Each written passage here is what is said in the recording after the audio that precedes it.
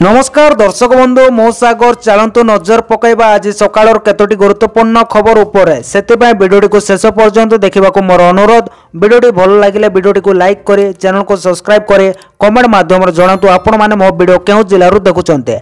चलतु आज सकाळ खबर उपरे नजर पकईबा। प्रथम खबर देखंतु आसिला बड़ खबर। मार्च 3 रे अभियोग शुणाणी करिवे मुख्यमंत्री। आगामी मार्च 3 तारिख सोमवार मुख्यमंत्री मोहन चरण माझी विंड 5 भुवनेश्वर स्थित मुख्यमंत्री अभियोग प्रकोष्ठ ठारे जनसाधारण विभिन्न अभियोगर शुणाणी करिवे। एही अभियोग शुणाणी पय ऑनलाइन पंजीकरण फेब्रुआरी 28 तारिख 11टा रु आरंभ होबो। सर्वाधिक 1000 जन पंजीकरण करि पारिबे। एथि निमंते आग्रही जनसाधारण शुणाणी पोर्टाल अथवा जनशुणाणी मोबाइल एप्लिकेशन माध्यम मुख्यमंत्री को साक्षात करने पंजीकरण करें। जनसाधारण पंजीकृत प्राप्ति स्वीकार पत्र और व्यक्तिगत परिचय पत्र तथा निजर अभियोग पत्र सह दर्शा स्थान में निर्धारित समय उपस्थित रही निजर अभियोग मुख्यमंत्री को जन पारे। ए संपर्क में साधारण प्रशासन साधारण अभियोग विभाग पक्ष सूचना प्रदान कर खबर मिली। परवर्ती खबर देखो आसला बड़ खबर। महंगा अब विद्युत बिजुली जालिबा होई पारे। महंगा विद्युत उत्पादन रे बड़का राज्यर टैग हाथेइथिबा ओडिशार उपभोक्तांक उपरे पड़ी पार बिजुली बिल बोझा दर वृद्धि पाई बंटन कंपनी को ठारू आरंभ करे ग्रिडकोर चाप एवं सरकार को मागणा बिल प्रतिश्रुति को चेपा कर दे पारे। बिजुली उत्पादन रे ओडिशा को बड़का राज्य दर्शाई सरकार डिडिम पिटुचंती किंतु बिजुली बड़का उत्पादित राज्य रे एबे उपभोक्तांकर विकल अवस्था। आसंता आर्थिक वर्षर उपभोक्ता बिजुली दर वृद्धि ओईआरसी शुणाणी बेले चाप सृष्टि करिसंते वितरक कंपनी ग्रिडको जहा फल आग को बिजुली दर वृद्धि होबो नै संकेत मिलुछि बोली खबर मिलुछि। परवर्ती खबर देखंतु आसिला बड़ खबर। बढ़िबो लोकसभा सह विधानसभा आसन। आग को बढ़िबो लोकसभा आसन। ओडिशा रे 21 बदलर 28 आसन। जातीय गणमाध्यम प्रकाश पाइतबा रिपोर्ट कहूछि 2026 पुण्य सीमा निर्धारण सहित बढ़िबो देशर सांसदक संख्या। लोकसभा आसन बढ़ी 848 को छुई पारे। एही क्रमर ओडिशा लोकसभा आसन संख्या 21 ରୁ 28 को बढ़ी पारे। तेबे एहार भितर सबुठ अधिक आसन हबो उत्तर प्रदेश एहा परे महाराष्ट्र तमिलनाडु और बिहार रही पारे। सेही भली आंध्र और तेलंगाना रे 54, पश्चिम बंग रे लोकसभा आसन संख्या 60 होई पारे बोली खबर मिली। परवर्ती खबर देखंतु आसला बड़ खबर। कॉपी करी धरा पड़िले 5 परीक्षार्थी। आज मैट्रिक परीक्षार गणित परीक्षा देउतिले 10म परीक्षार्थी। वर्तमान शेष होईछि गणित परीक्षा। एही परीक्षा रे कॉपी करी धरा पड़िचंदी 5 जण परीक्षार्थी। लाइव स्ट्रीम बेले सामना को आसिला फुटेज। बोर्ड उपसभापति निहार महांत एने सूचना दैचंदी। से कहिचंदी जे धरा पड़ितबा परीक्षार्थी को बाकी विषय रे परीक्षा देई परिबे बोली खबर मिली। परवर्ती खबर देखंतु आसिला बड़ खुशी खबर। आसंता मासरो गृहपालित प्राणी को मागणा चिकित्सा। गृहपालित प्राणी को मागणा चिकित्सा। मार्च 1 रु गृहपालित प्राणी को मागणा चिकित्सा। गाई बलद महिषी और छेली को मिलिबो मागणा चिकित्सा। चिकित्सा टीकाकरण उपर को यूजर्स को फ्री छाड़ घोषणा कले मंत्री गोकुलानंद मल्लिक। प्राणी संबंधर सुरक्षा को प्राथमिकता नहीं निष्पत्ति निया जाइतबा कहिले मंत्री बोली खबर मिली। गाई बदल महिषी एवं छेली रखितबा लोकंको प्राणी को चिकित्सा पय कोनोसी खर्च करबा को पड़िबो नै। सरकार एमानको खर्च बहन करिवे बोली खबर मिली। परवर्ती खबर देखंतु आसिला बड़ खबर। आहत सेवायतों को भेटिबा को राति अधरे जाई मेडिकल रे पहुंचिले मुख्यमंत्री देले बड़ प्रतिश्रुति। महाशिवरात्रि अवसर रे लिंगराज मंदिर जागर यात्रा समय आहत होइतबा सेवायत को भेटिचंते ओडिशा मुख्यमंत्री मोहन चरण माझी। Social media platform X ray एक पोस्ट रे मुख्यमंत्री माझी दृढ़ भाव में कहिचंती जे प्रशासन प्राथमिकता भितर समस्त को भल चिकित्सा जोगाइबा पाए पर्याप्त पदक्षेप निया जाउछि। लिंगराज मंदिर जागर यात्रा समय दुर्घटना सम्मुखीन होई कैपिटल हॉस्पिटल चिकित्सित होउतबा आहत सेवायत मानक भेटी सेमानकर स्वास्थ्य अवस्था संपर्क रे बुझिछि। समस्त आहत सेवायतक उत्तम चिकित्सार प्राथमिकता दे पदक्षेप निया जाउछि। महाप्रभुक निकट आहत सेवायत मानक आशु आरोग्य कामना करुछि बोली मुख्यमंत्री एक्स रे पोस्ट करिसंती बोली खबर मिली। परवर्ती खबर देखंतु आसिला बड़ खबर। किड छात्री आत्महत्या मामला हाजर हेले 6 कर्मचारी। किड विश्वविद्यालय नेपाली छात्री मृत्यु मामलार उच्च स्तर कमिटी आगरे हाजर हेले 6 कर्मचारी। राज्य अतिथि भवन रे 6 जन को पर्यायक्रमे पचारा उच्चारा करा जाइबो। किड इंटरनेशनल कमिटी मुख्य सुरक्षा मुख्य सरकारी निदेशक हाजर हेबे। सीनियर हॉस्टल सुपरिटेंडेंट को 6 जन हाजर होइचंदी बोली खबर मिली। परवर्ती खबर देखंतु आसिला बड़ खबर। घन कौड़ी पाए येलो वार्निंग। राज्य रे गत किछि दिन धरी पाग सुखिला रहितिले मध्य तापमात्रा अधिक रहिछि। बुधवार दिन तापमात्रा बौद्ध जिल्ला रे सर्वाधिक 36.8 डिग्री रहितबा बेले ସର୍ବନିମ୍ନ ତାପମାତ୍ରା ରାଉରକେଲାରେ 15.3 ଡିଗ୍ରୀ ସେଲସିୟସ୍ ରେକର୍ଡ କରାଯାଇଛି। ତେବେ ଆସନ୍ତା 2 ଦିନ ରାତି ତାପମାତ୍ରାରେ ବିଶେଷ ପରିବର୍ତ୍ତନ ହେବ ନାହିଁ, କିନ୍ତୁ ପରବର୍ତ୍ତୀ ସମୟରେ ଏଥିରେ 2 ରୁ 3 ଡିଗ୍ରୀ ସେଲସିୟସ୍ ବୃଦ୍ଧି ପାଇବ। ସେହିଭଳି ଆସନ୍ତା 2 ଦିନ ରାଜ୍ୟର ବିଭିନ୍ନ ସ୍ଥାନରେ କୁହୁଡ଼ିର ଆସ୍ତରଣ ଦେଖିବାକୁ ମିଳିବ। ଗୁରୁବାର କଟକ, ଖୋର୍ଦ୍ଧା, ଜଗତସିଂହପୁର, ଭଦ୍ରକ, ଗଞ୍ଜାମ ଆଦି ଜିଲ୍ଲାରେ ସକାଳୁ ହାଲୁକାରୁ ମଧ୍ୟମ ଧରଣର କୁହୁଡ଼ି ଦେଖିବାକୁ ମିଳିପାରେ। ତେବେ ଭଦ୍ରକ ଓ ଜଗତସିଂହପୁରରେ କିଛି ସ୍ଥାନରେ ଏବଂ ଶୁକ୍ରବାର ଜଗତସିଂହପୁର ଓ ଗଞ୍ଜାମ ଜିଲ୍ଲାରେ ଘନ କୁହୁଡ଼ି ହେବ। ଏନେ ଏସବୁ ଜିଲ୍ଲାକୁ ଆଞ୍ଚଳିକ ପାଣିପାଗ ବିଜ୍ଞାନ କେନ୍ଦ୍ର ୟେଲୋ ୱାର୍ଣ୍ଣିଂ ଦେଇଛି ବୋଲି ଖବର ମିଳିଛି। ପରବର୍ତ୍ତୀ ଖବର ଦେଖନ୍ତୁ, ଆସିଲା ବଡ଼ ଖୁସି ଖବର। ସରକାରୀ କର୍ମଚାରୀଙ୍କ ବଲେ ବଲେ 8ମ ବେତନ ଲାଗୁ ହେଲେ ବଢ଼ିଯିବ ଏତେ ଦରମା। ଭାରତ ସରକାର ନିକଟରେ 8ମ ବେତନ କମିଶନ ଗଠନ ଘୋଷଣା କରିଛନ୍ତି, ଯାହା ପ୍ରାୟ 50 ଲକ୍ଷ କେନ୍ଦ୍ର ସରକାରୀ କର୍ମଚାରୀ ଏବଂ 65 ଲକ୍ଷ ପେନ୍ସନଭୋଗୀଙ୍କୁ ଦରମା ଏବଂ ପେନ୍ସନର ବୃଦ୍ଧି ପ୍ରଦାନ କରିବ ବୋଲି ଆଶା କରାଯାଉଛି। ଏହି କମିଶନ 1 ଜାନୁଆରୀ 2026କୁ କାର୍ଯ୍ୟକାରୀ ହେବାର ସମ୍ଭାବନା ଅଛି, କିନ୍ତୁ ଏହାର ଗଠନ ଏବଂ କାର୍ଯ୍ୟାନ୍ୱୟନ ପ୍ରକ୍ରିୟା ଏପର୍ଯ୍ୟନ୍ତ ଜାରି ରହିଛି।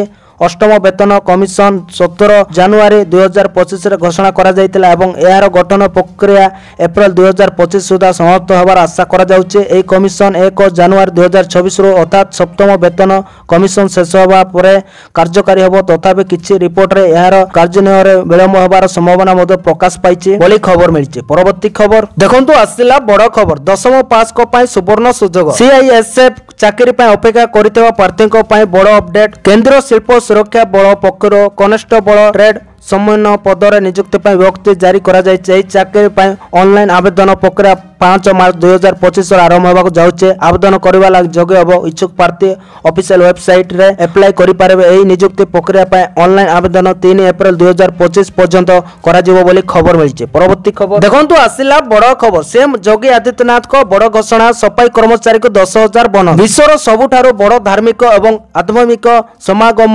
ମହାକୁମ୍ଭର ଅନ୍ତିମ ସ୍ନାନ ପର୍ବ ମହାଶିବରାତ୍ରି ସହ ଶେଷ ହୋଇଛି। ତେଣୁ ମହାକୁମ୍ଭର ଆଜି ଔପଚାରିକ ଭାବେ ସମାପନ ହେଉଛି। ଏହି ଅବସରରେ ସିଏମ୍ ଯୋଗୀ ପ୍ରୟାଗରାଜରେ ପହଞ୍ଚିଛନ୍ତି। ମୁଖ୍ୟମନ୍ତ୍ରୀ ପ୍ରୟାଗରାଜରେ ପହଞ୍ଚି ଗଙ୍ଗାର ଅରାଳ ଘାଟ ସଫା କରୁଥିବାର ନଜର ଆସିଥିଲେ। ଏହା ପରେ ସିଏମ୍ ଯୋଗୀ ମହାକୁମ୍ଭରେ ଲୋକଙ୍କୁ ସେବା କରୁଥିବା ସଫାଇ କର୍ମଚାରୀମାନଙ୍କୁ, ସ୍ୱାସ୍ଥ୍ୟକର୍ମୀ, ନାବିକଙ୍କୁ ପୁରସ୍କାର ଦେବାକୁ ଘୋଷଣା କରିଛନ୍ତି। ମୁଖ୍ୟମନ୍ତ୍ରୀ ଯୋଗୀ ମହାକୁମ୍ଭରେ ସେବା ଦେଉଥିବା ସଫାଇ କର୍ମଚାରୀମାନଙ୍କୁ 10,000 ଟଙ୍କା ବୋନସ ଦେବାକୁ ଘୋଷଣା କରିଛନ୍ତି ମୁଖ୍ୟମନ୍ତ୍ରୀ ବୋଲି ଖବର ମିଳିଛି। ପରବର୍ତ୍ତୀ ଖବର ଦେଖନ୍ତୁ, ଆସିଲା ବଡ଼ ଖବର। କିଟ୍ ମାମଲା ଚାଲିଛି ଜେରା। କିଟ୍ ବିଶ୍ୱବିଦ୍ୟାଳୟରେ ନେପାଳୀ ଛାତ୍ରୀଙ୍କ ମୃତ୍ୟୁ ଘଟଣାରେ ବର୍ତ୍ତମାନ ଜେରା ଚାଲିଛି। ରାଜ୍ୟ ଅତିଥି ଭବନର ଉଚ୍ଚସ୍ତରୀୟ କମିଟିର ଜେରା ଆରମ୍ଭ ହୋଇଛି।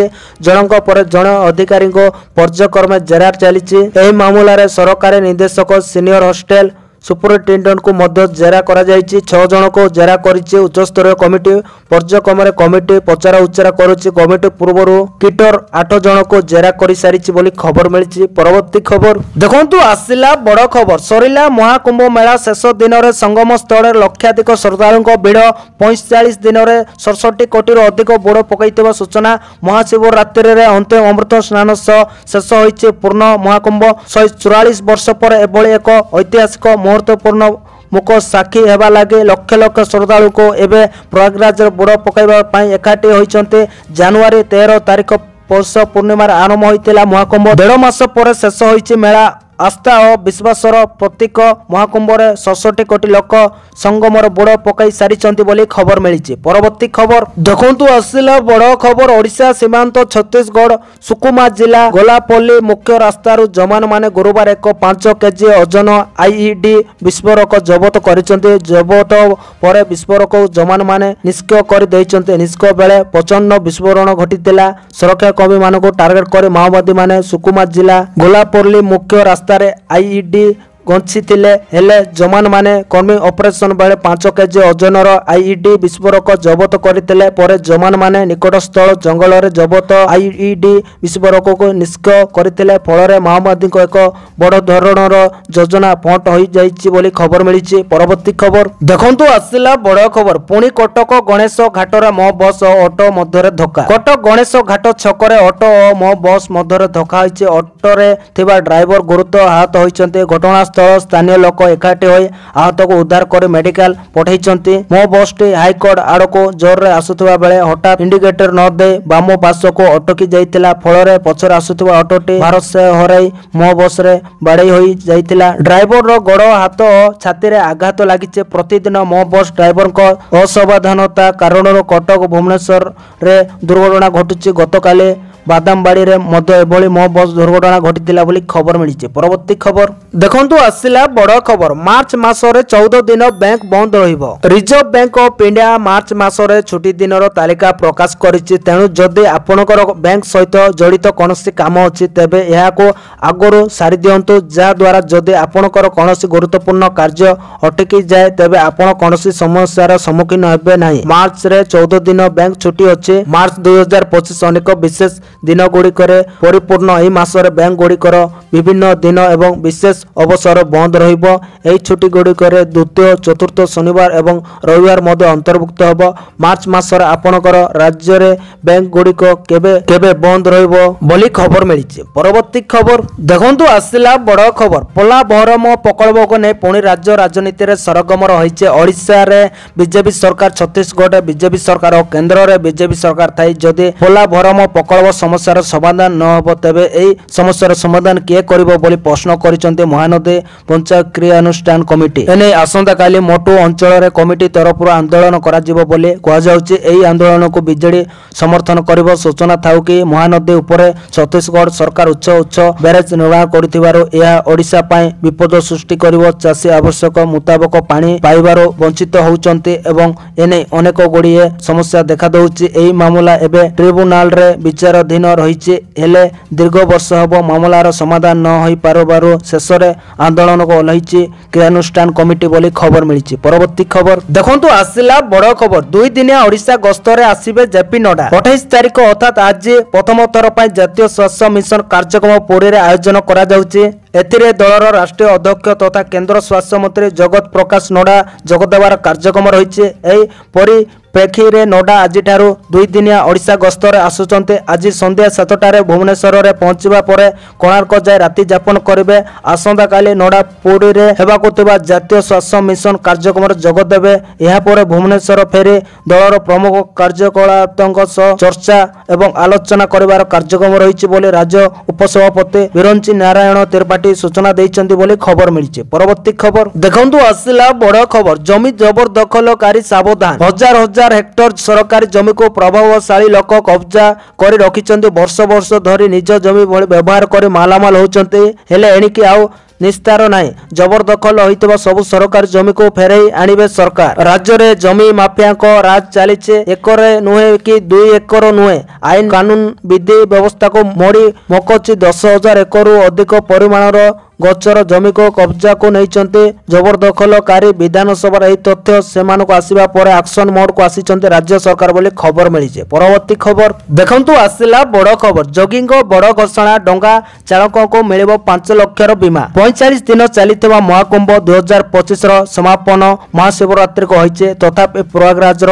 ତ୍ରିବେଣୀ ସଙ୍ଗମରେ ପବିତ୍ର ସ୍ନାନ ପାଇଁ ଶ୍ରଦ୍ଧାଳୁଙ୍କ ଭିଡ଼ ଲାଗିଛି। ଆଜି ମୁଖ୍ୟମନ୍ତ୍ରୀ ଯୋଗୀ ଆଦିତ୍ୟନାଥ ଅଧିକାରୀ, କର୍ମଚାରୀ ଏବଂ ସଂସ୍ଥାମାନଙ୍କୁ ସମ୍ମାନିତ କରିବେ। ମହାକୁମ୍ଭର ସମାଗମ ପରେ ଯୋଗୀ ଡଙ୍ଗା ଚାଳକଙ୍କ ସହ ଆଲୋଚନା କରିଛନ୍ତି। ସେମ୍ କହିଛନ୍ତି, ପଞ୍ଜୀକରଣ ପରେ ପ୍ରତ୍ୟେକ ଡଙ୍ଗା ଚାଳକଙ୍କୁ 5 ଲକ୍ଷ ଟଙ୍କା ବୀମା ଯୋଜନା ଦିଆଯିବ। ଡଙ୍ଗା କିଣିବା ପାଇଁ ଧନରାଶି ଦିଆଯିବ। ଯେଉଁମାନଙ୍କର ପାଖରେ ସ୍ୱାସ୍ଥ୍ୟ ବୀମା ନାହିଁ ତାଙ୍କୁ ଆୟୁଷ୍ମାନ ଭାରତ ଯୋଜନାର ଅନ୍ତର୍ଭୁକ୍ତ କରାଯିବ। ସେହିପରି ବିଶ୍ୱର ସବୁଠାରୁ ବଡ଼ ଧାର୍ମିକ ଏବଂ ଆଧ୍ୟାତ୍ମିକ ସମାଗମ ମହାକୁମ୍ଭର ଅନ୍ତିମ ସ୍ନାନ ପର୍ବ ମହାଶିବରାତ୍ରି ସହ ଶେଷ ହୋଇଛି ବୋଲି ଖବର ମିଳିଛି। ପରବର୍ତ୍ତୀ ଖବର ଦେଖନ୍ତୁ, ଆସିଲା ବଡ଼ ଖବର। ଲିଙ୍ଗରାଜରେ ଉଠିଲା ମହାଦୀପ। ସବୁ ପ୍ରତୀକ୍ଷାର ଅନ୍ତ ଘଟିଛି। ସକାଳୁ ମହାଦୀପ ଉଠିବାର ଦୃଶ୍ୟ ଦେଖିବାକୁ ଲିଙ୍ଗରାଜଙ୍କ ପାଖରେ ବସିଥିବା ଭକ୍ତଙ୍କ ମନସ୍କାମନା ପୂର୍ଣ୍ଣ ହୋଇଛି।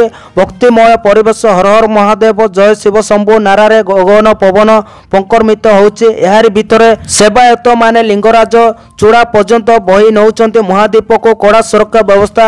ହଜାର ହଜାର ଶ୍ରଦ୍ଧାଳୁଙ୍କ ଭିଡ଼ ଭିତରେ ଲିଙ୍ଗରାଜ ମନ୍ଦିରରେ ମହାଦୀପ ମନ୍ଦିର ଚୂଡ଼ାକୁ ଯାଇଛି।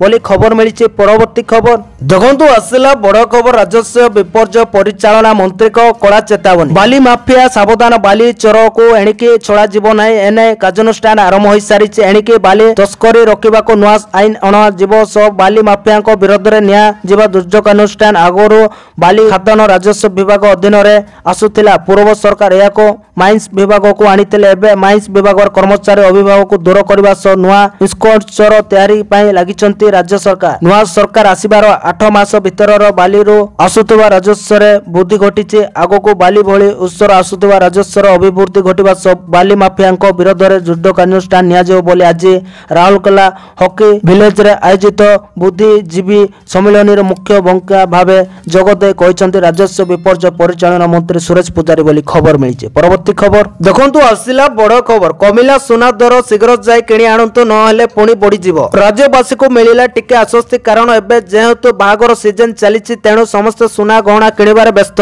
हेले यार भीतर एक आश्वस्तिकर खबर मिली कि सुना दर रे किछिटा ह्रास होइछि। तेणु आसंतु जानिबा आज मार्केट रो सुना दाम केते रहिछि। जदि देखिबा निकट रे सुना दाम बड़ी भरी 22 कैरेट सुना दर थिला 80,500 टंका। ठीक सेही परि 24 कैरेट सुनार दाम थिला 87,820 टंका। हेले एबे एही रेट रे किछिटा परिवर्तन होइछि बोली खबर मिलिछि। परवर्ती खबर देखंतु आसिला बड़ खबर 5 लाख निवेश कले पाइबे 10 लाख। सरकार को एही स्कीम आपनक टंका को करि देबो डबल। सुरक्षित एवं भल सुध दउतबा योजना मध्य पोस्ट ऑफिस स्कीम पॉपुलर। यार उदाहरण पोस्ट ऑफिसर स्कॉल सेविंग किसान विकास पत्र अर्थात केबीवी स्कीम। यह 115 मासरे निवेशकों को टंका डबल कर योजना। तेज आसतु जाना यह सरकारी स्कीम 5 लाख टंका रखिले 10 लाख टंका केमिति पाइबे। जदि कौन निवेशक किसान विकास पत्र योजना 5 लाख टंका निवेश करे एवं मैच्योरिटी अर्थात 115 मास पर्यंत यह योजना टंका रखि थाए तेबे ताको